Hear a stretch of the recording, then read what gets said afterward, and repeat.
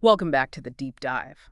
So today we've got something really interesting, kind of a paradox actually. What if one of humanity's biggest steps forward, agriculture, also led to this massive, kind of surprising shift in something really fundamental, like family size? It's a twist you might not see coming. Exactly.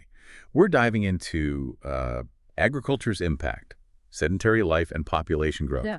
And the sources we're looking at, they offer some, well, frankly, eye-opening insights into how just settling down growing crops fundamentally changed human societies, especially, how it affected population numbers. Right. So our mission today is to unpack that, how this big change, going from constantly moving to staying put, had these huge, maybe unforeseen effects on how many kids people had, and crucially, why they had them. We're really looking at that contrast, hunter-gatherers versus the first farmers. Okay, so let's picture the hunter-gatherer lifestyle first. It's all about mobility, right? Moving around constantly. They followed the food, the seasons, everything they owned, including, and this is key, their young children had to be carried. Uh-huh.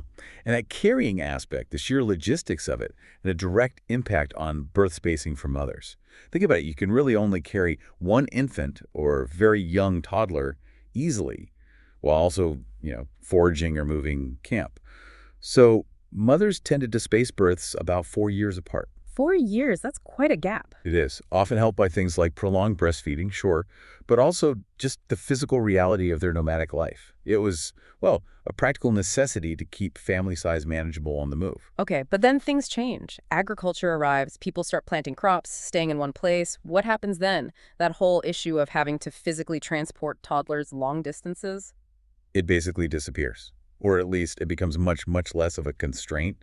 If you're living in a settled village, you don't have that same constant pressure of mobility. And the consequence of that was? Pretty dramatic, actually. Societies that settled down, these early farming communities, they could shorten birth intervals down from that 4-year average to maybe closer to 2 years. Wow, okay, so cut in half, almost. Effectively, yeah.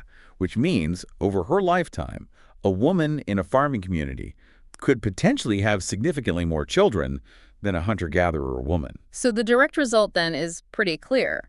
Population starts growing, rapidly even, in these farming areas. But hang on, wouldn't more people just mean more mouths to feed? More strain, especially early on. Seems like it could be a negative, right? That's the really counterintuitive part, and maybe the aha moment here. You'd think so from our perspective today.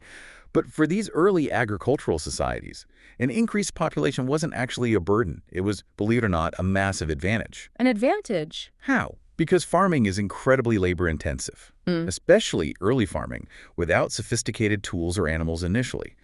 Think clearing fields by hand, digging irrigation, planting, weeding, harvesting it all required huge amounts of human effort. Ah, okay, so more people meant more hands. Exactly. More hands for all that work.